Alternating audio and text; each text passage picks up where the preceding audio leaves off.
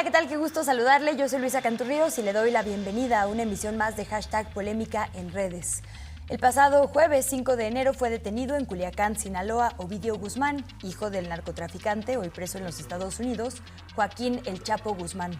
Este operativo, según informaron horas después las autoridades, fue resultado, o así lo dijeron, de 6 meses de labores de inteligencia y cooperaron para ello varias dependencias, la Guardia Nacional principalmente, el Ejército y la Marina. Fue difícil saber en tiempo real qué sucedía porque la prensa local estaba amenazada. Fue incluso blanco de ataques directos. Se pidió a la población que no saliera debido a la respuesta violenta que hubo por parte de integrantes de este cártel, el de Sinaloa. Desde temprano hubo bloqueos a los accesos y por lo tanto a las salidas de la ciudad.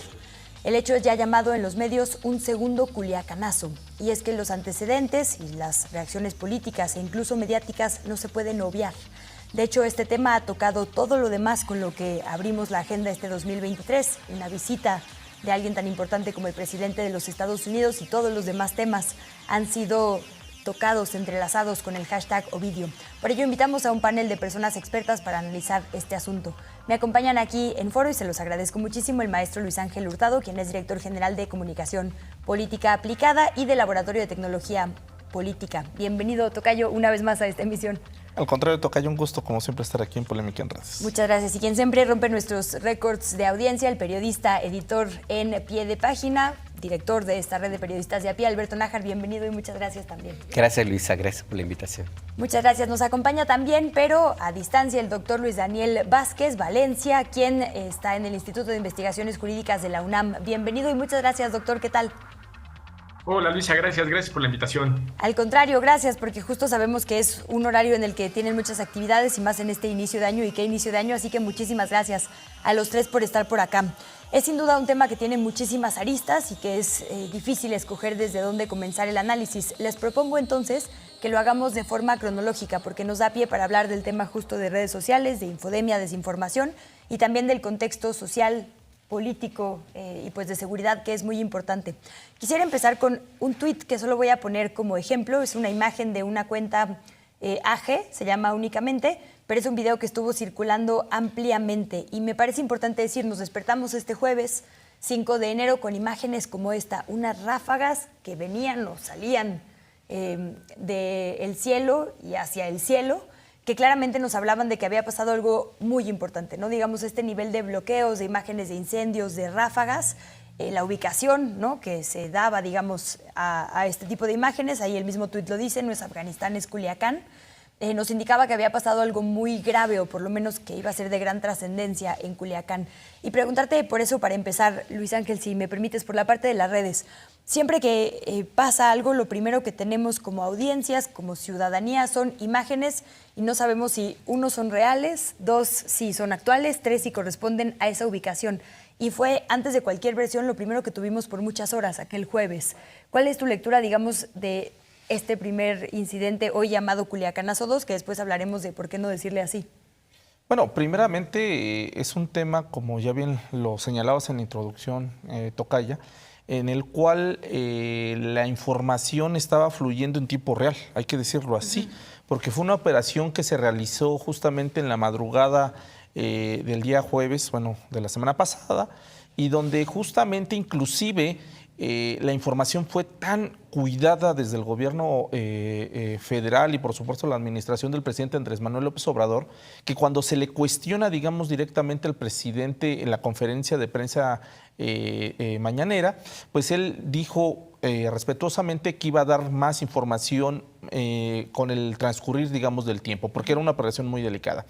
En ese sentido, ¿qué es lo que pasa? Pues en las redes sociales nos dimos cuenta justamente que hubo pues tendencias, por supuesto, por la información que estaba surgiendo, pero era información que hay que decirlo así, que no, a diferencia del primer, digamos, culiacanazo, esta no era emitida por los habitantes precisamente de Sinaloa, sino que empezó a fluir por parte de ciertos actores o de ciertos periodistas o de ciertos líderes de opinión que en llegado momento empezaron a cuestionar y empezaron a generar cierta incertidumbre acerca de lo que estaba ocurriendo justamente en ese momento en Sinaloa y, para ser preciso, en Culiacán. A esto hay que sumarle precisamente la suspensión de labores, tanto académicas y por supuesto del gobierno y de las empresas en Sinaloa, que generó pues mayor incertidumbre, mayor cuestionamiento. Y a esto sí hay que sumarle también, hubo muchísima desinformación, al grado de que la misma secretaria de Seguridad en su momento, cuando inicia la rueda de prensa para dar información acerca de la captura justamente del hijo de Joaquín El Chapo Guzmán, dijo que nos teníamos que informar por las fuentes oficiales, que son en este caso las cuentas del gobierno federal y por supuesto las autoridades. ¿Por qué? Porque estaban fluyendo pues información falsa, que muchas de ellas, hay que decirlo así, inclusive no pertenecían a nuestro país. Eran escenas, como bien lo señalabas en este video que vimos en pantalla, pues que no correspondían ni siquiera a México, correspondían a otras latitudes o, hay que decirlo así, correspondían al caso mexicano, pero sí del primer culiacanazo. Entonces vimos ahí imprecisiones, desinformación y por supuesto había un interés muy grande por generar cierta narrativa en la cual se cuestionó la eficacia, por supuesto, de esta operación, pero no solamente la eficacia, sino cuestionar si esta operación realmente obedecía a una situación construida estratégicamente o era una situación que simplemente se estaba acomodando tras los hechos que ocurrirían en estos días con la llegada precisamente del presidente de los Estados Unidos, John Biden. Pones un montón de temas sobre la mesa que iremos desglosando un poco más adelante. Es difícil ahora que sabemos que ciertos grupos organizados para delinquir de crimen organizado utilizan justo esta estrategia de subir videos, ¿no? De mandarse señales, de hacer virales ciertas imágenes como para tener control de ciertas narrativas. Y bueno, también porque por más que confiemos o no en una autoridad, pues siempre la versión de las autoridades es contrastada por la prensa. Y esta vez la prensa tenía ciertos pues límites o ciertos obstáculos para cubrir.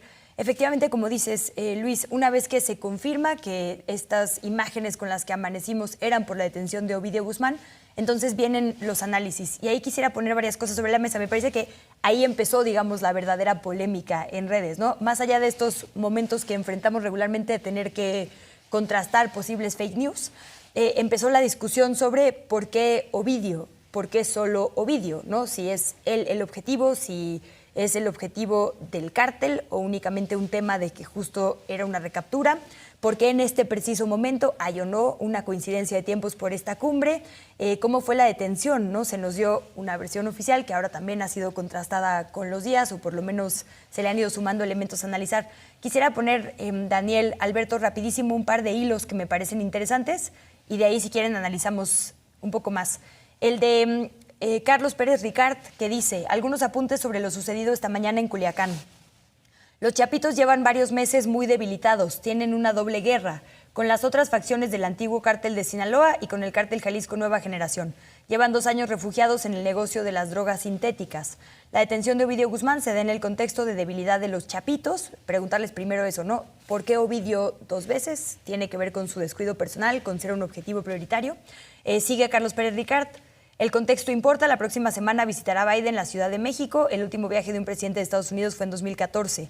Además, el juicio al Chapo está programado, bueno, más bien ahí se refiere a García Luna, está programado para empezar el 17 de enero. ¿Cuál es la relevancia de la inteligencia de Estados Unidos en el evento, no? Ahí surgieron que si la DEA había sido quien ordenó este operativo, que sí, ¿no? Y bueno, rapidísimo, otro hilo del periodista Oscar Balmen, que también dice, breve hilo con algunas consideraciones a 176 días del Culiacanazo, ¿no? Haciendo evidentemente este puente entre una detención y esta recaptura. Y lo primero que dice es, Ovidio Guzmán no es el mando principal de los Chapitos. Su hermano Iván Archibaldo Guzmán Salazar, de 39 años, el Chapito, es más poderoso, es el más poderoso de los hijos. Fue Iván el que logró la liberación de su hermano menor en el Jueves Negro.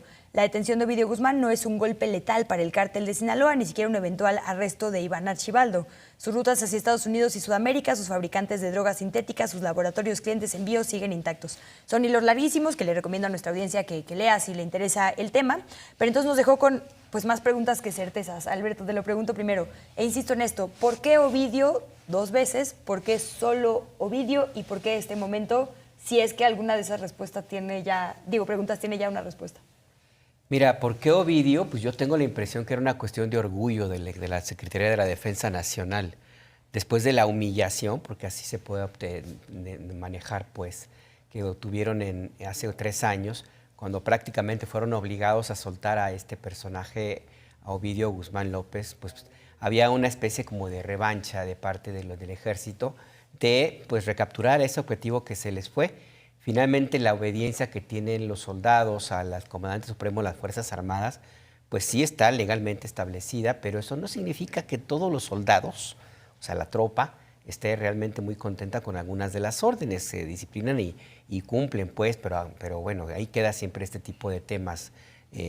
Entonces yo creo que por ahí sí hay una cierta dosis también de interés personal de parte de las autoridades, de los altos mandos del ejército por detener a este personaje. También lo que se ha dado a conocer últimamente tras la captura de Ovidio, pues es que es un cuate que pues, se descuidó básicamente. O sea, las versiones de que andaba en Ciudad de México no han logrado ser desmontadas. Había un exceso de confianza de parte de este muchacho, de Ovidio, y también de los chapitos que de una u otra forma obedecen más a los impulsos de la guerra del narco reloaded, o sea, los últimos tiempos, y que se mueven mucho por los temas mediáticos, por lo que ven en redes sociales, por la propia influencia que pueden llegar a tener en su entorno cercano, y no aprenden una lección que es básica y que explica el por qué el objetivo que se cumplió con la captura de Ovidio Guzmán no afecta para nada la operación del cártel de Sinaloa. ¿Por qué? ¿Por qué no aprenden? Porque hay un capo que se llama Ismael Zambada García, el Mayo, que jamás ha sido detenido. Es un capo que seguramente va a morir de viejito en la sierra y que es el que mantiene la operación cotidiana de esta gran empresa que es el cartel de Sinaloa. Y que los chapitos de una u otra forma pues han seguido su propia ruta a partir de la propia convicción que tienen de ser los herederos de la parte más mediática, ojo, la parte más mediática del cártel de Sinaloa no significa que sea la más efectiva, ni la más importante, ni la más poderosa, sino la que más se conoce y que simple y sencillamente siguen las instrucciones de lo que aprendieron de su papá, de sus tíos, del primo y básicamente pues Ovidio Guzmán López, pues sí, yo creo que se descuidó y simple y sencillamente pues le echaron el guante. Ahora, ¿cuál es lo que tendremos que analizar allí a propósito de los hilos que se publican ahí en Twitter y todo, uno de muchos? A ver, yo tengo la impresión que mucha de la información que se ve en redes sociales, inclusive de estos hilos que se han planteado, pues es como una especie de respuesta de la oposición por decir algo. No tenían que decir. O sea, su argumento que más les ha sido útil en los últimos 3 años se desmontó.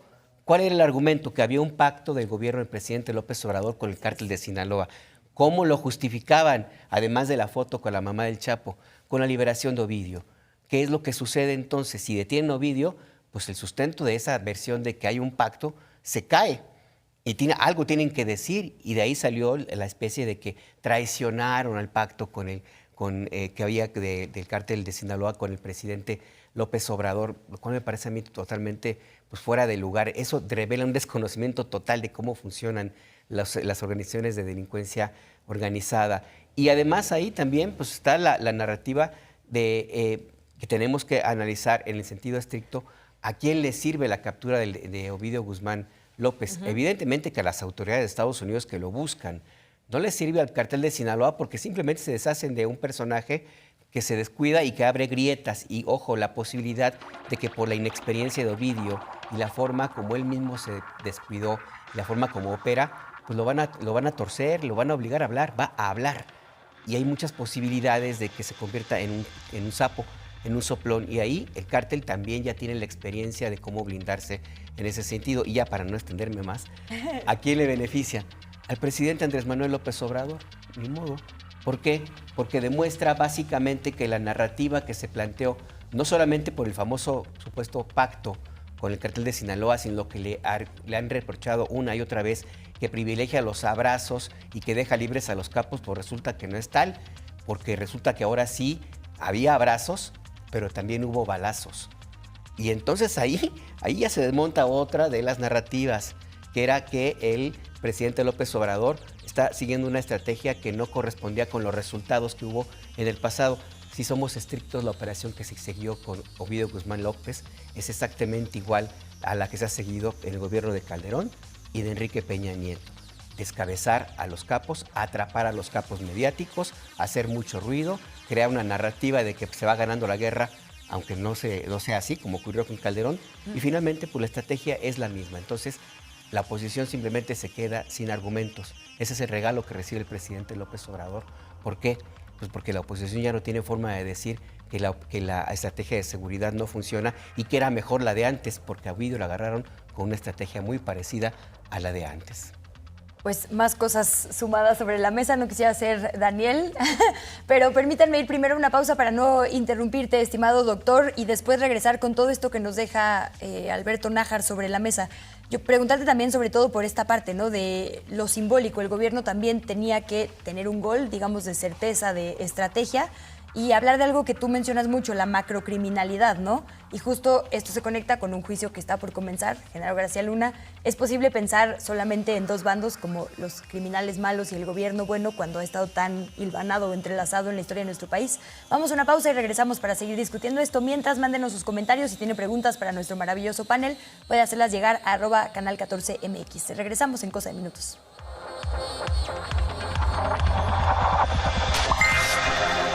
¿Pero qué sería? Petróleo, es una petrolera. Sí me interesa.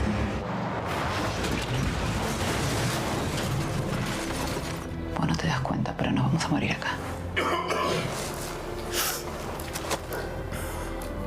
Nos vamos a morir. Cinema 14 presenta Al Desierto. Función estelar. Lunes, 22 horas.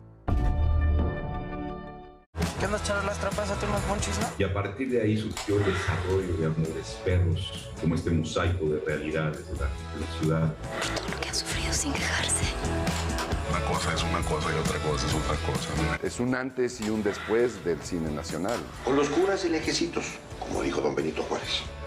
Me siento muy afortunada de haber sido parte de ese momento de nuestro cine. Quienes hacen nuestro cine. Sábado, 20 horas. Por Canal 14.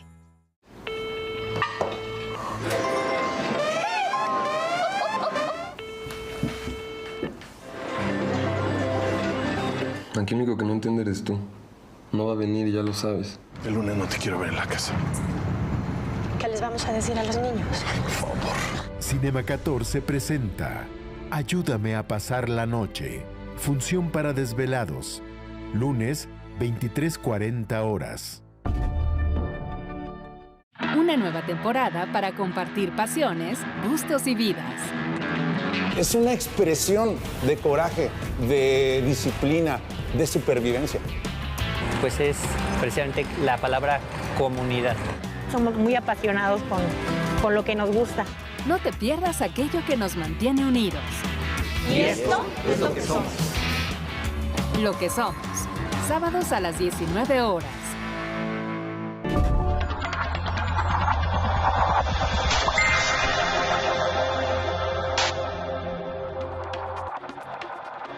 Muchísimas gracias nuevamente por su sintonía en la señal de Canal 14 y particularmente en esta hashtag polémica en redes en la que analizamos el hashtag Ovidio. Daniel Vázquez, quisiera preguntarte, además de lo que quieras sumar a lo que ya se ha dicho en este momento, por otra cosa que yo vi mucho en redes, digamos que era este tema de abrazos, no balazos contra el presidente y después la narrativa o el análisis de muchas personas pasó a ser, bueno, es que ni siquiera fue el gobierno mexicano, fue que Estados Unidos lo pidió.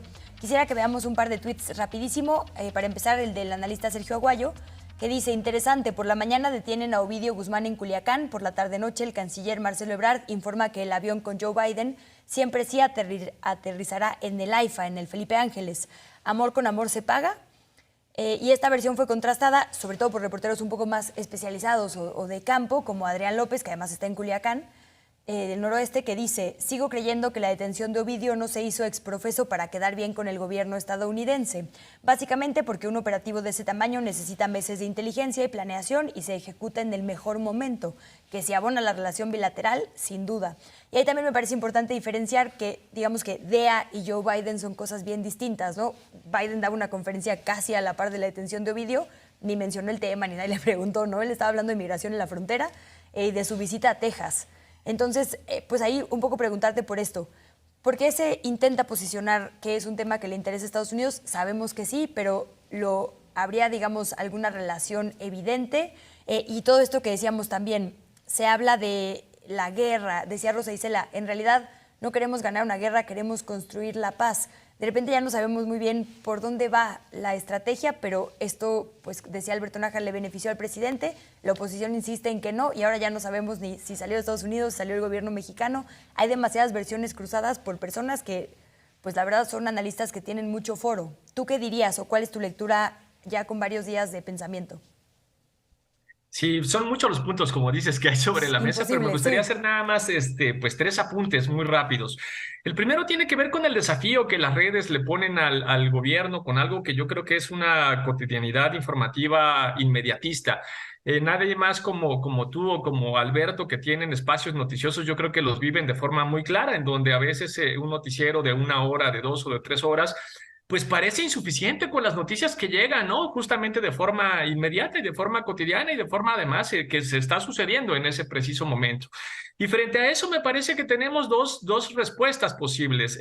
Por un lado tenemos la posibilidad, la tentación, digamos, de la censura, la tentación del control de la información que sale en esas redes. Y digo tentación porque al final ese tipo de tentación siempre nos lleva a dinámicas muy autoritarias. Yo ojalá que ese no sea por un lado el camino.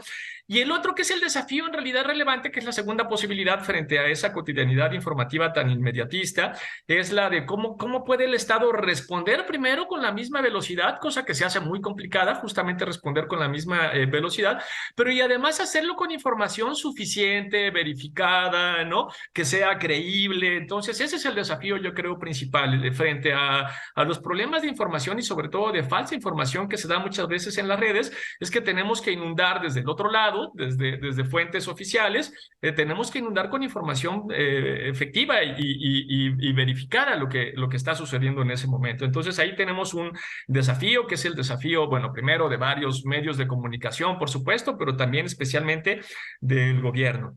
Luego, el segundo punto interesante tiene que ver con si fue, por qué se generó la narrativa de que en realidad se estaba cumpliendo una orden de Biden, y yo creo que es por algo que ya Alberto Nájar decía con mucha claridad. Yo creo que lo que se generó ahí fue una narrativa que parecía una victoria del presidente Andrés Manuel López Obrador frente a un fuerte golpe, justamente simbólico, si se quiere, pero golpe al fin y al cabo, frente a un cártel como el cártel de Tijuana. Y frente a esa narrativa que parecía exitosa o que establecía una victoria, bueno, pues se trató de establecer una lógica de subordinación del presidente con respecto a eso que había sucedido. ¿Y qué mejor forma de presentarlo subordinado? Como, bueno, pues sigue cumpliendo, antes cumplía órdenes de Trump, ahora cumple órdenes de Biden, y hace simplemente eso. Eso no quiere decir que obviamente estos dos hechos estén desligados. Nosotros sabemos que, bueno, tenemos miles de kilómetros de frontera con Estados Unidos, y eso nos lleva a tener, que abrir. Además es una potencia, evidentemente, Estados Unidos, entonces tenemos que generar mecanismos que nos permitan nivelar un poco la balanza en los procesos de negociación. Esos mecanismos normalmente son 3 temas. Uno de los temas es migración, entonces utilizamos el tema de la migración para generar procesos de negociación con Estados Unidos. El segundo es pues las relaciones con otros países, específicamente con Cuba, por ejemplo, y a partir de eso se ha utilizado de forma muy añeja esa relación con Cuba también para abrir procesos de negociación. Y el tercero pues tiene que ver justamente con el narcotráfico y cómo a partir del control del narcotráfico y el apoyo en la política o en la lucha o en la guerra contra el narcotráfico en Estados Unidos, lo utilizamos también para generar esos procesos de negociación. Entonces lo que yo digo es, evidentemente no está desvinculado, pero no quiere decir que se trate de un sometimiento ni de una orden, sino que se trató de generar esa narrativa para robarle la victoria simbólica, en este caso, al gobierno. Y cerraría con esta tercera, que es lo que tú mencionabas también, que me parece que es lo más interesante frente a la pregunta de el por qué con Ovidio y no otra persona. Bueno, el por qué yo creo que tiene que ver que, pues evidentemente porque teníamos una orden internacional de captura y en ese sentido, pues era un target que podía ser perseguido para ser extraditado. Pero lo que no tuvimos, lo que nos hizo falta en esta lógica incluso de inundar las redes con información verídica, es cuál es el plan en realidad que está detrás, el plan de seguridad o de construcción integral de paz que se encuentra detrás de esta y de muchas otras detenciones y de muchas otras acciones como los procesos de despliegue militar, etcétera, etcétera. Cómo todo esto configura algo integral que nos va a permitir en el corto, en el mediano, en el largo plazo construir paz. Esto segundo es lo que no tenemos. Y esto con la pura detención de Ovidio, por ejemplo, no se explica. Y ahí es donde nos gustaría que hubiera pues mucha más información del gobierno. Déjenme entrarle a la consecuencia social. Ahora que pones todo esto sobre la mesa, Marcos Vizcarra estuvo sobre la mira pública desde el principio de estos hechos en Culiacán porque denunció, digamos, que estaba en un hotel, que habían llegado personas armadas a quitarles a todos las llaves y que, bueno, él no podía reportear porque incluso le habían amenazado, su celular y demás. Y después, ahora, días después, publica un tuit que me parece muy interesante. Dice, por primera vez las autoridades de Sinaloa reconocen que el problema principal ahora es el estrés postraumático de la población luego de la detención de Ovidio Guzmán López. Quizás sea la primera vez que se reconozca que la violencia deja huellas tremendas en lo emocional. Y ahora que todos mencionamos abrazos, no balazos, construcción de paz, el plan, digamos, mayor, más allá de estas detenciones que son, digamos, instantes de la gran estrategia para combatir, mitigar, digamos, el narcotráfico, hay pues un grave estrés social. No sabemos cómo está ahora esta comunidad de Jesús María. Hoy entiendo que más bien el lunes siguiente, digamos, a estos hechos, no retomaron clases porque había mucho miedo. Hablaban de un sitiado de los militares, por obvias razones. Pero digamos que Culiacán ha sido pues una serie de... pues una sede muy estigmatizada. Incluso la población pedía no llamarle culiacanazo porque Culiacán es mucho más que el narcotráfico, ¿no? Lo que hagan unos narcos no es la ciudad completa ni debería llamarse culiacanazo. Creo que en la construcción de paz tendríamos que hablar justo de esto, ¿no? ¿Qué pasa alrededor de estos momentos para la gente? Porque una cosa es lo que diga la élite, digamos, que tiene espacios mediáticos y la élite política, y otra cosa es lo que se vive en la calle. Luis, y ahí preguntarte un poco por la conversación en las redes, porque hacías tú un mapa en el laboratorio de Tecnopolítica sobre lo que estaba hablando la gente, ¿no? Y una de las palabras que me llamó mucho la atención es ciudad. Balacera, detención, digamos, se hablaba, pues digamos, de lo que estaba pasando ahí, ¿no? En campo, hay muchos tips ciudadanos de por aquí no, por acá sí, acá hay un bloqueo, digamos, la gente se comparte información útil porque una de las cosas más importantes es salvaguardar la vida de la propia gente que está ahí. Sí, claro. De hecho, nosotros desde el Tecnolab, cuando detectamos justamente y las autoridades verificaron y dieron fe que justamente habían detenido a Ovidio Guzmán, hicimos justamente un escaneo justamente de las narrativas y por supuesto de las palabras que utilizó la ciudadanía para narrar, digamos, el momento de la detención y todo lo que estaba ocurriendo en Culiacán.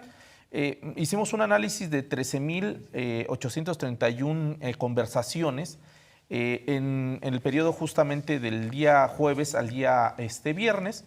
Y encontramos justamente lo siguiente, entre las palabras positivas, porque no todo fue negativo, hay que decirlo así, hubo conversación positiva alrededor del tema. Encontramos palabras como autoridad, detención, recaptura y por supuesto detener y operativo. Todas estas referentes precisamente a destacar lo positivo de la estrategia para detener justamente a Ovidio Guzmán. Pero también encontramos palabras negativas. Dentro de las palabras negativas pues estaban el apodo de justamente de Ovidio, ratón, violencia, extradición, violento, penal, cártel y balacera. Todo alrededor justamente pues de todo este cuestionamiento, es decir, de los hechos que estaban ocurriendo, de inclusive dudar, hubo momentos en los cuales decían que no era Ovidio, etcétera, etcétera. O sea, se estaba generando ahí un ambiente de ruido. Pero no solamente nos quedamos con eso, Luisa, sino que también ahora en el Tecnolab hicimos un análisis de la emotividad a partir de los emojis, o sea, de las imágenes, de estas imágenes que comparten, digamos, la ciudadanía en las publicaciones. Y también hicimos un análisis en 15,381, digamos, publicaciones que iban alrededor de Culiacán. Y encontramos que los emojis más utilizados justamente fueron, digamos, que el símbolo de sirena, digamos, de alerta. Esto justamente para detectar lo que estaba ocurriendo. Otro fue el símbolo de fuego, otro es el punto rojo, otro era la carita de duda, de cuestionamiento. Y también encontramos que dentro de la misma narrativa que se estaba, digamos, desarrollando a partir de estas imágenes o de estos emojis, encontramos que utilizaron emojis que narraban la carita de risa, o sea, como de titubeo, de duda, de ¿realmente es esto o es una ficción? Encontramos la carita de payaso, que también es muy utilizada, digamos, dentro de la conversación, la carita de asombro y, por supuesto, la carita de ratón, haciendo alusión justamente a Ovidio Guzmán. Entonces, dentro de este análisis que encontramos, justamente vemos cómo las palabras fueron claves en la narrativa, en la construcción de la narrativa, tanto de la, digamos, de la misma ciudadanía ahí en Culiacán y en Sinaloa, como también de la misma oposición y, por supuesto, de los partidarios, digamos, del gobierno en turno. Y ahí vemos justamente un balance. La gran mayoría, en estos casos, a diferencia del primer, vamos a decirlo, este intento de captura de Ovidio Guzmán, en esta sí vemos una suerte de equilibrio informativo, en el sentido, sobre todo en el uso de las palabras, a diferencia de la primera intento de detención, donde ahí la carga fue completamente negativa. ¿Por qué? Sabemos la historia, ¿no? La detención y después la liberación de Ovidio Guzmán y de todos los hechos que hubo alrededor de ello. En este caso, pues por eso también, por una parte hay que ver la parte de que el gobierno trató de cuidar mucho la información para justamente evitar ese daño colateral en materia de comunicación, sobre todo en las redes sociales, a partir de que si la estrategia no volvía a funcionar, pues cómo iba a ser duramente cuestionado. Déjenme poner para cerrar este bloque un tuit de Bárbara Hoyo, que justo a su vez repostea, digamos, una nota del Reforma con esta fotografía, ¿no? Mucha gente decía, bueno, no se parece a la otra foto desafiante de 2019 y ahí empezó toda esta especulación de la que ya nos relatabas. Y cito específicamente este tuit, este mensaje con esta foto de Reforma, por la cabeza, que dice, deprimido y casi sin estómago, así está Ovidio, dice la defensa, para dar pie a lo que hablaremos en el tercer bloque, que es siempre la gente se enferma cuando es detenida. No gozan de perfecta salud, pero son detenidos por la autoridad mexicana, exgobernadores, narcotraficantes y demás, y empiezan estos problemas que se argumentarán después en el juicio. Para no interrumpirles, Alberto, Daniel, permítanme cerrar con ustedes en el siguiente bloque, y antes le dejo a nuestra audiencia la encuesta que le estamos haciendo hoy a través de YouTube, Twitter, Facebook e Instagram, y es la siguiente. ¿Qué narrativa consideras que estuvo más presente en las redes sociales respecto a la captura de Ovidio Guzmán? A, lo que se ha dicho aquí, un logro para AMLO. B, un regalo para Biden, también se ha analizado eso. C, temor a la violencia. O D, otra. Libre para comentar en @canal14mx. Volvemos.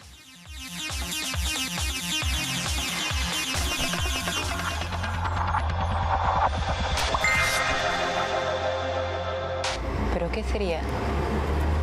Petróleo, es una petrolera. Sí me interesa.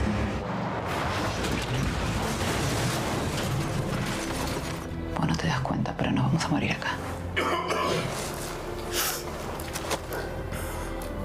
Nos vamos a morir. Cinema 14 presenta Al Desierto. Función estelar. Lunes, 22 horas. Continuamos en debate público. Debate con nosotros los acontecimientos más importantes del país. Un análisis periodístico desde los medios públicos.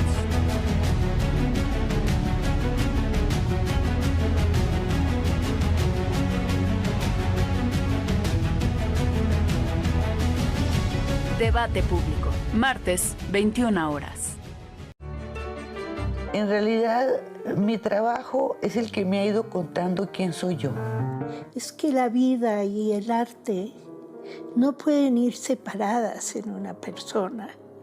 Si yo pretendo ser el máximo pintor, el inigualable, voy directo al fracaso. Una trayectoria, una colección. Sábado, 19:30 horas.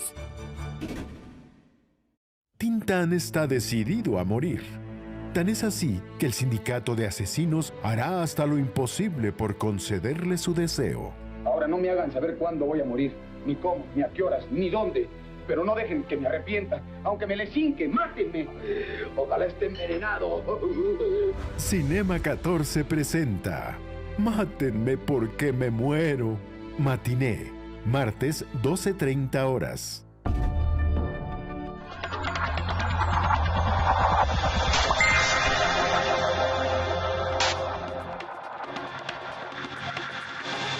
Bienvenidos nuevamente a Polémica en Redes. Para nuestro tercer y último bloque quisiera preguntarles por lo referido a la periodista María Scherer en este siguiente tuit que dice: el gobierno de Estados Unidos tiene hasta el 5 de marzo para formalizar el pedido de extradición de Ovidio Guzmán. De lo contrario, se dejará en libertad al acusado. Un poco para hablar, Alberto, de lo que sigue. Ya vimos cómo está el panorama para la población, ya vimos el macroproyecto o la falta de él.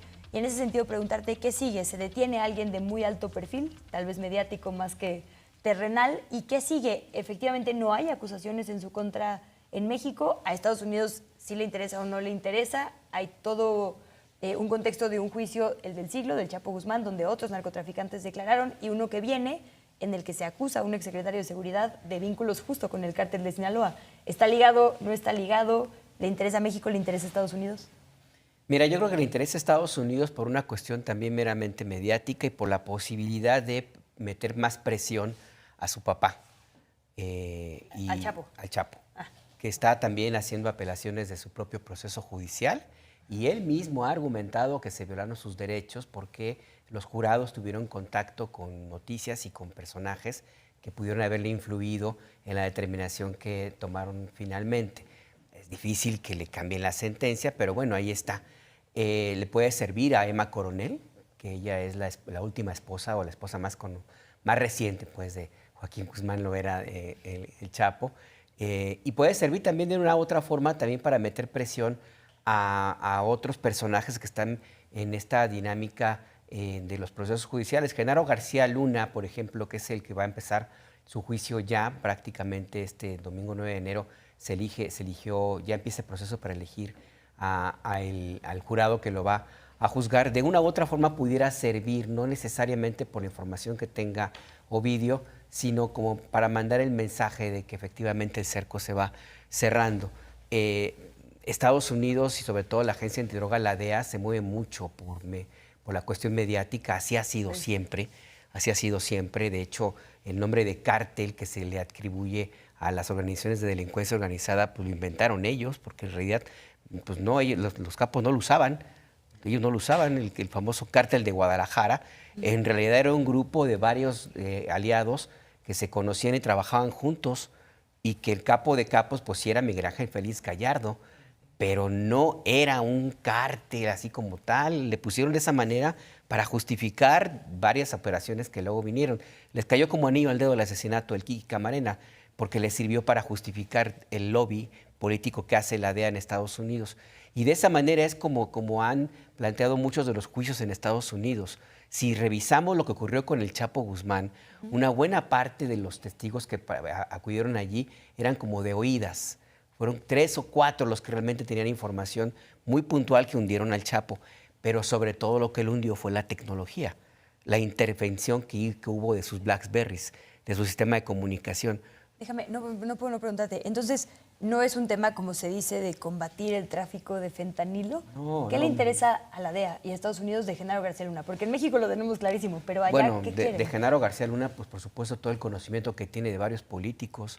Hay que recordar de dónde viene Genaro García Luna. Él era un ingeniero que nunca ejerció. Él se crió en una colonia de Ciudad de México, la Romero Rubio. Estuvo siempre muy cercano a los madrinas, que eran los golpeadores de los policías judiciales. A él lo incorporan al CISEN como parte de esta renovación que se quiso hacer del sistema de espionaje civil para pasarlo de los que sacaban la información a golpes a el análisis de datos, que fue como se creó este grupo multidisciplinario con Wilfrido Robledo, el almirante de la Marina, y que a partir de ahí, con el conocimiento de varios expertices, se hizo este análisis que le permitió, por ejemplo, a Genaro García Luna hacer un seguimiento de grupos de la guerrilla, por ejemplo.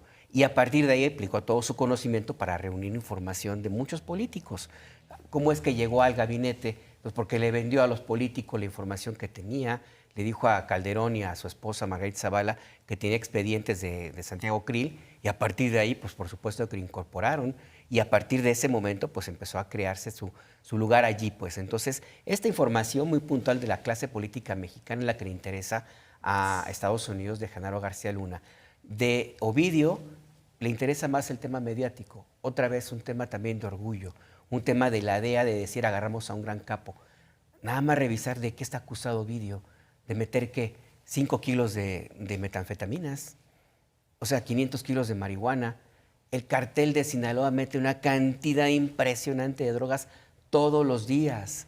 La crisis de fentanilo que se vive en Estados Unidos es sí por las drogas que entran de parte de México, pero las mete Jalisco Nueva Generación, no las mete Ovidio, y una buena parte del fentanilo que se consume en Estados Unidos se compra y se procesa allá. Entonces, Ovidio no es un gran capo, Ovidio es un capo menor, es muy efectivo en términos políticos, eso sí, pero en términos ya de operación logística para desarticular al gran negocio que es las drogas, no, de veras, nada más revisar de qué está acusado. 5 kilos de fentanilo, o sea, ¿de quién hablamos? Daniel, ¿por dónde seguirías el análisis? Ya dijo el presidente Andrés Manuel López Obrador, no, ni hablé de eso con Biden, pero sí está todo este peso que ya nos pone Alberto Nájar sobre la mesa. ¿Qué sigue? ¿A qué le ponemos el ojo en las siguientes semanas?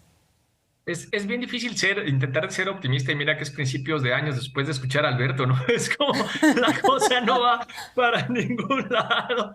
Pero la cosa es que tiene razón. Mira, solo quiero poner 3 puntos sobre la mesa en estos 4 minutitos que nos quedan. El primero es justo, una red de macrocriminalidad está integrada por 3 estructuras. Por la estructura abiertamente criminal, que en el caso de México son los cárteles, pero también por una estructura empresarial, y esto es muy importante, también por estructuras políticas. Y lo que nosotros hemos visto en las redes de macrocriminalidad que hemos analizado en Tamaulipas, en Nuevo León, en Coahuila, en Veracruz, en Jalisco, ahora estamos trabajando la del Estado de México, las estructuras políticas son mucho más importantes que las criminales. Lo que te permite que haya continuidad en la red de macrocriminalidad es precisamente la estructura política y luego la financiera, y no tanto la criminal. Esto se hizo muy evidente en un libro que vamos a sacar próximamente en Veracruz, en donde entre el 2004 y el 2018 tú tienes primero al Cártel del Golfo, luego tienes a los Zetas y al final tienes al Cártel Jalisco Nueva Generación, con una dinámica de operación que es básicamente la misma, y es la misma porque cambiaron las estructuras criminales, pero se mantienen las estructuras políticas. Entonces, el principal problema, si nosotros queremos combatir a nuestras redes de macrocriminalidad, en México al menos, son las estructuras políticas. El lío está en las estructuras políticas. Ese es el primer punto. El segundo punto tiene que ver con que también nosotros tenemos un lío en torno a que tenemos un nivel de violencia muy descentralizado. En México operan un poco más de 500 grupos armados, que son células muy específicas en algunas localidades, que además están articuladas directamente con un grupo hegemónico. Entonces, arriba tienes a la red de macrocriminalidad, que puede ser el Cártel Jalisco Nueva Generación, el de Sinaloa, en fin, el del Golfo, algún otro, pero abajo tienes este montón de grupos armados, estos más de 500 grupos armados. Entonces, el combate o el desmantelamiento de estas redes de macrocriminalidad se tiene que hacer de forma muy localizada. Tienes que ir casi a los municipios más violentos, a tratar justamente de desarmar a cada uno de estos grupos. Y en ese proceso de desarme tú tienes que hacer 3 cosas. Tienes que hacer, bueno, primero el desarme, luego de la desmovilización y luego la reinserción social. Entonces, por un lado tienes que dar estos grandes golpes arriba que tienes que operarlos tanto a los empresarios como a los criminales como a las estructuras políticas. Eso no lo estamos viendo. Y luego abajo tienes que hacer el proceso de desarme, desmovilización y reinserción social. Y finalmente tienes que hacer otra cosa muy importante que no debemos olvidar y que ya tú mencionabas en el caso de Culiacán, las víctimas. Y con las víctimas, pues obviamente tenemos que abrir procesos de verdad y de justicia, ¿no? Entonces, y todo esto ahora sí genera un plan integral de construcción de paz.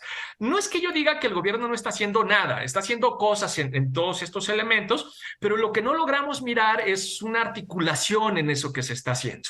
Lo que no logramos mirar y lo que además no nos explican es si existe ese plan integral y cómo esos elementos están unificados o no, o cuáles son los objetivos y las metas de corto, de mediano o de largo plazo. Eso es lo que no logramos mirar. Y entonces con detenciones como Ovidio, pues da para discutir un montón en redes y fuera de redes, pero no nos permite plantear lo principal, que lo principal es cómo vamos a construir paz en México en el corto, mediano y largo plazo. Bueno, pues ojalá que este hashtag Ovidio en esta ocasión sea la excusa para hablar de eso, cómo vamos a construir la paz, que sin duda tendría que ser el objetivo del gobierno, pero de la ciudadanía. Tenemos exactamente 4 minutos. Quisiera pedirles, obviamente no que respondan esta pregunta, a menos que quieran, pero sí una conclusión con la que dejen a nuestra audiencia. Luis, empezamos contigo. Híjole, tantos temas, pero bueno, vamos a tratar. En ese sentido, yo me quedaría justamente con el manejo informativo que en esta ocasión hizo el gobierno de la República. Ciertamente dio a conocer hasta casi al mediodía, pues oficialmente la detención de Ovidio Guzmán. Esto, pues, ¿qué permitió? Pues, por una parte, controlar la información, pero por otra parte, también generar las condiciones para poder construir la narrativa. Por otra parte, también hay que ver justamente cómo tejió la narrativa en el ámbito de las redes sociales para destacar justamente este logro en materia de seguridad por parte del gobierno.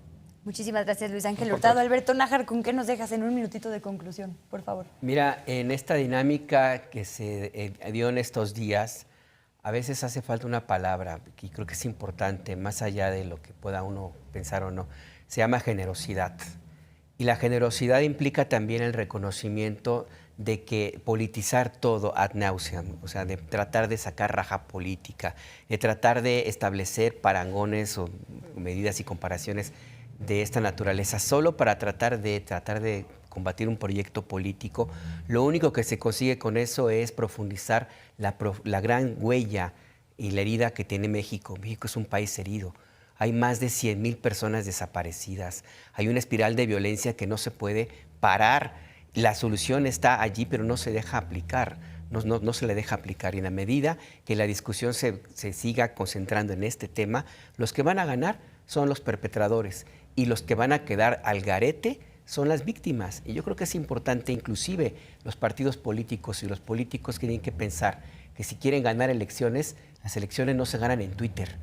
México no es la república de Twitter. Se gana con personas de carne y hueso. Y si las descuidan y las desprecian, pues no van a poder recuperar el poder. Entonces hay que ser generosos. No pasa nada, generosos de ambos lados. Muchas gracias, Alberto Nájar. Daniel Vázquez, ¿con qué nos dejas para cerrar? Mira, no es la primera vez que vemos que frente a la detención de algún capo, más grande o más chico, esto fue muy espectacular, lo que tenemos como respuesta son justamente cierres carreteros, incendios, balaceras, ¿no? Bueno, ha pasado no solamente en Sinaloa, pasó también en Zacatecas, en Guerrero, en fin, en Jalisco, ha sucedido en un montón de entidades.